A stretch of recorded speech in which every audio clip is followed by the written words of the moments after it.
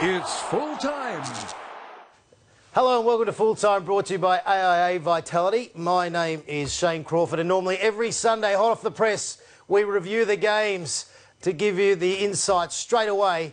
There was no games today, so thanks for watching, and we will see you next time. No, not true. We are going to Queensland straight away, as we always do.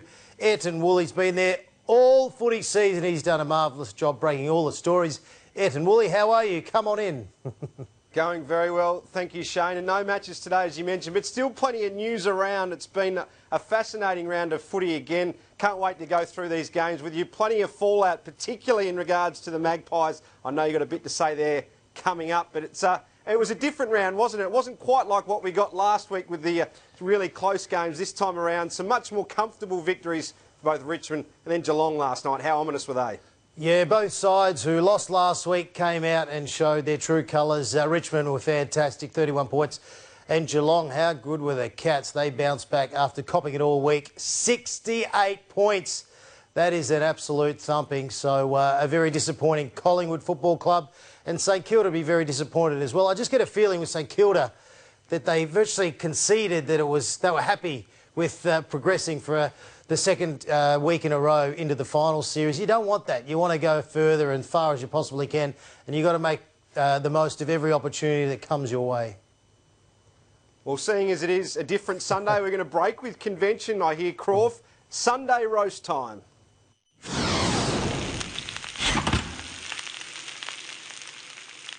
Well, the two teams we were just talking about, the Collingwood Football Club and the St Kilda Football Club, I was so disappointed on the weekend. Last weekend we had 4 incredible matches, and on the weekend, you know, with Richmond up against the mighty Saints and obviously Geelong up against Collingwood, those games were pretty much done and dusted by quarter time. As a matter of fact, I flicked over. I wasn't that interested because I knew it was just going to be all one way, and it's not good enough, okay? After you have such a wonderful win, you've got to bring yourself back to earth and get back onto it. Needs some really strong leadership from your leaders in the football club.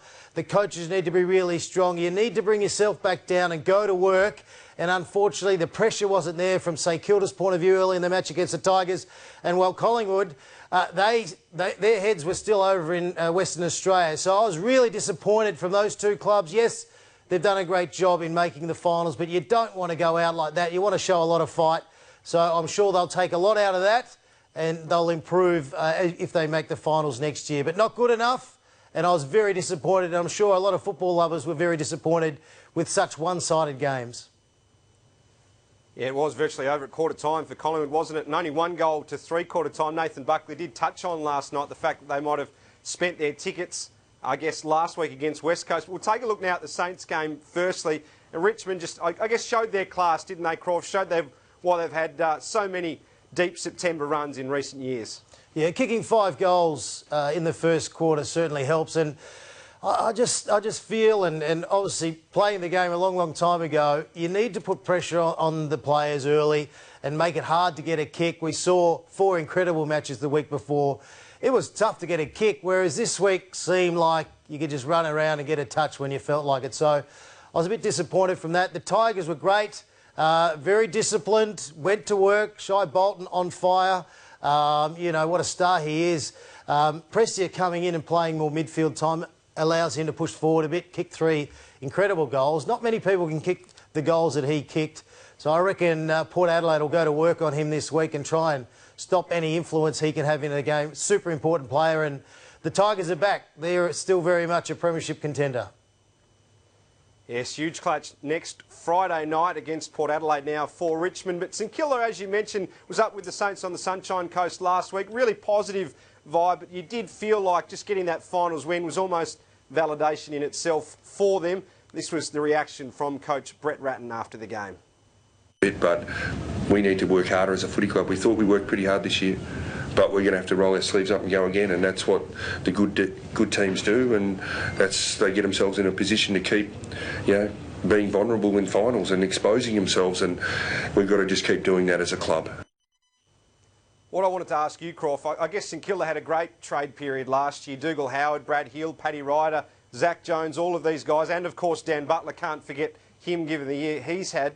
What do they need now? What's next for St Kilda in terms of taking that next step? Is it going to be natural progression, or do you think they need to go and get another big name?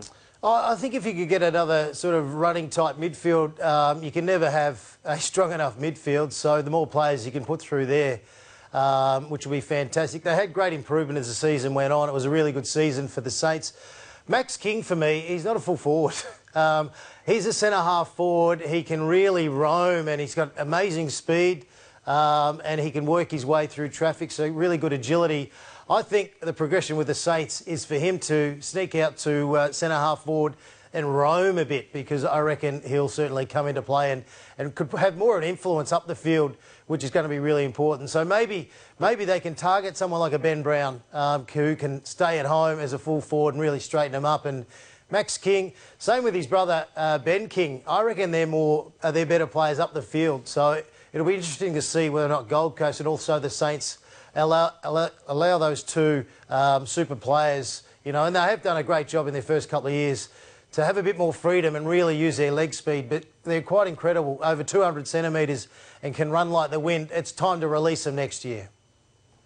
Yeah, really exciting prospects for both St Kilda and Gold Coast, Max and Ben King. We take a look now at the other game. That was, of course, last night, Collingwood up against Geelong, and the Cats, well, they came out firing, 68-point winners. Collingwood only 1 goal to three-quarter time, as we mentioned. They never really got going, did they, Crawford? No, it was like they were playing against the Little League. It really was, and I suppose it's a little disrespectful to Collingwood because they did look flat. And why are you flat? You had a 2-week break leading into the West Coast match, and you shouldn't be too flat. Yes, you flew over from Western Australia, but you had all week to recover. And even if you are a touch off, you've still got to show more fight than what they did. So I thought it was a very disappointing effort from Collingwood. Geelong, awesome. I'm a real believer in Geelong, and even after last week, you got to remember they had 6 or 7 players down below average on their performance against Port Adelaide. Tom Hawkins didn't kick straight, yet they were still very much in that match. So I was expecting them to bounce back, and what a way to make a statement. Dangerfield, incredible. What a superstar he is, and it must be incredible to have a flexible player like him play in the midfield, play in the forward line, and just crash packs. It was awesome. It was great to watch, and I tell you what, Brisbane are going to need to be switched on, because just the way that they set up defensively, the way that they block space, they're going to have to be at their very best when they do win the footy and using it and running through the zone that they set up. They're going to have to be really switched on if they're going to progress to a grand final.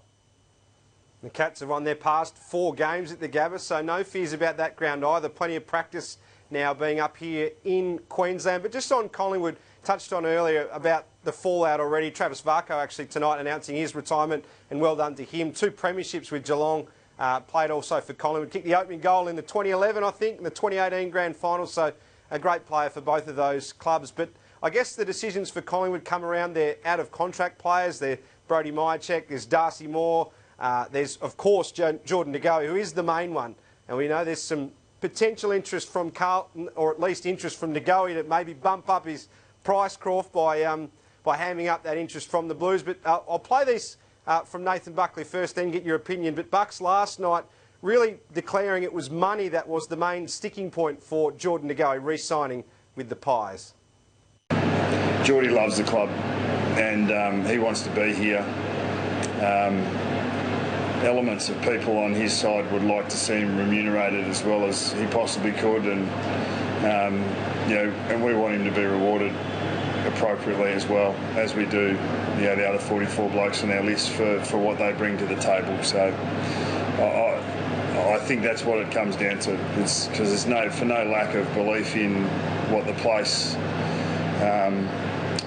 has done for him, what it brings for him, and the opportunity that it provides, and the love and care and connection that he has to not only the club but in particular to his teammates. But yes, there still needs to be a monetary outcome that's satisfactory for both parties. Yeah, I think, Ayrton, if it's money, well, he might go then, because other clubs can always come up with better deals. We know Carlton are out there at the moment. I think there's a lot of clubs that will be lining up for Jordan De Goey. And you've got to realise if he goes somewhere else, he's probably going to go there on a long-term deal, which could be 5 or 6 years.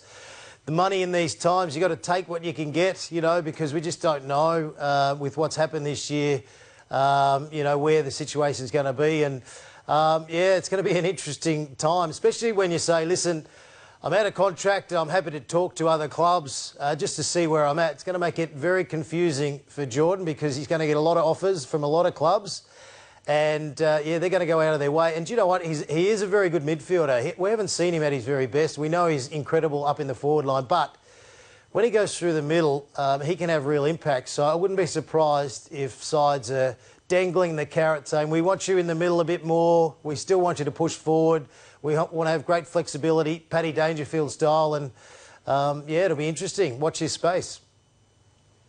Well, I've got 2 questions for you just on what Bucks said there, Nathan Buckley. Basically putting, I think, a bit of sort of subtle pressure on De Goey by bringing up the money aspect of it. Not often spoken about in terms of contracts. Maybe that the unusual circumstances of De Goey's dad, Roger, who actually played under-19s for Essendon, managing him.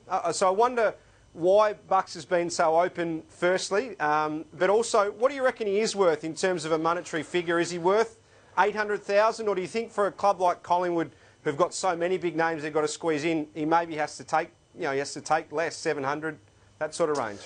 Yeah, absolutely. I think he'll probably have to, you know, fit in around 700 at Collingwood. But I reckon there'd be clubs out there offering up around $900,000, close to $1 million. He is a super player. He can impact the scoreboard. If he gets a bit of space in that forward line, we know he can kick 5 goals, you know, in a couple of quarters when he's really on. But I don't think we've seen the very best of him just yet. I know he can play through the middle. I know they used him little bits earlier on in the year through the middle, and he's that sort of impact burst type of player. So, I just think he's going to get some big offers. I don't think the Carlton Football Club will be the only one sitting down and trying to work whether or not they can get him across.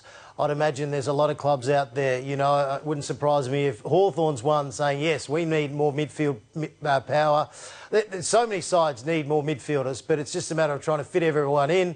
Where's the cap going to be? How many players are going to be on the list? But all I know is if I was putting a list together, Jordan De Goey would be right up there with the #1 pick coming on my list because he's an impact player and he can do a lot of things that a lot of AFL footballers can't do. We just need to get his body right and keep his mind in the right space. And I think he's going to have a very, very exciting career. And not discarding North Melbourne as well. We know he's tried very, very hard. Well, North Melbourne have tried very hard over the last few years with Dustin Martin. I think they even had a little try at Jordan De Goey a few years ago. So maybe he might get over $1 million. Who knows? One to watch in the coming weeks. That'll certainly play out over the free agency and trade period. Hey, just on that, Hawthorn's a very good club. Needs some midfielders. So, Jordan, if you're thinking about heading to the Hawks, why not, mate? We need you. If he doesn't want to play finals for a few years, Crawford, maybe that's the place to go. Oh, but, no, he can just go to Essendon then. Anyway, a side that has been playing finals just about every year from about when we can remember is Geelong. A great record in terms of getting here, but there had been question marks about their record under Chris Scott after the premiership. 4 wins, 12 losses. The players today heading in for recovery. You can see Joel Selwood and Paddy Dangerfield there. But they put that talk about finals to rest, didn't they, Crawford? We'll hear from Zach Toohey now about how they've managed to, I guess, put aside that chatter and narrow their focus on the game. No, it's not. Look, to be honest, I sometimes think some people must have an inflated opinion of their own opinion because it doesn't get inside these walls. I'm not sure. I don't think very much about last year's final series, much less what happened 5 or 6 years ago. So I'd rather be in a position to lose finals and prelims than where I was at for a very long period of my career and not able to play any. Zach, be honest, Crawford. Yes. Can you hear the outside criticism? Can you hear that noise as a player when the line always is we don't listen to the external noise, but do you hear it? Yeah, absolutely. But the thing is, with this year, I reckon Geelong are a different team to team over the last few years where, you know, they've failed during finals series. Even mid-season, I just love the way they're all setting up, the way they were doing things.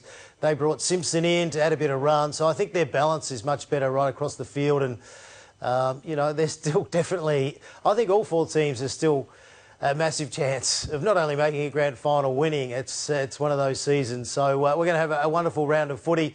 And I will say with Zach Toohey, a famous Irish actor, Chris O'Dowd, he was in the Sapphires, he was in Bridesmaids. He looks exactly like him. So maybe an acting career when he finishes up at the Cats. Well, one man who certainly won't have an acting career, or at least he's been in a bit of trouble lately, is Tom Lynch, Crawford. And you've got an opinion on Tom Lynch. He got a fine this weekend for misconduct. His fifth fine this campaign. No suspensions in the end, of course.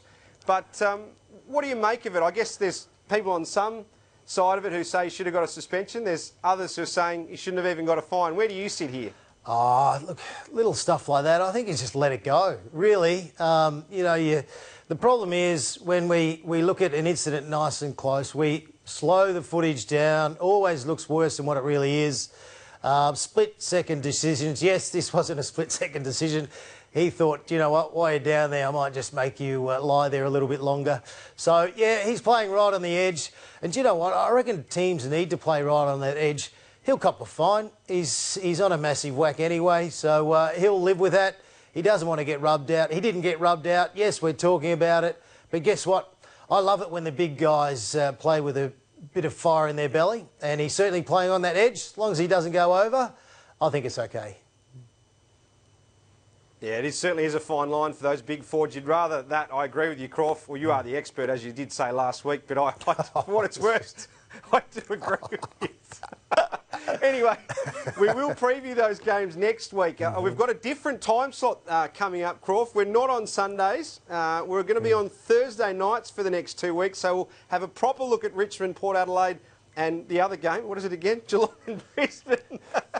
We'll have a look at those on Thursday night. Hang on, you're up there bringing us all the latest news and you don't even know who's playing next week. It's a prelim final, for goodness sake. All I will say is it's going to be an incredible weekend of footy. It really is. I can see both matches going down to the final siren, and that's what we want. We really want that. We want the four best teams left in the competition. We've got that. Yes, they've flipped around. There's a home ground advantage for Port Adelaide and also Brisbane.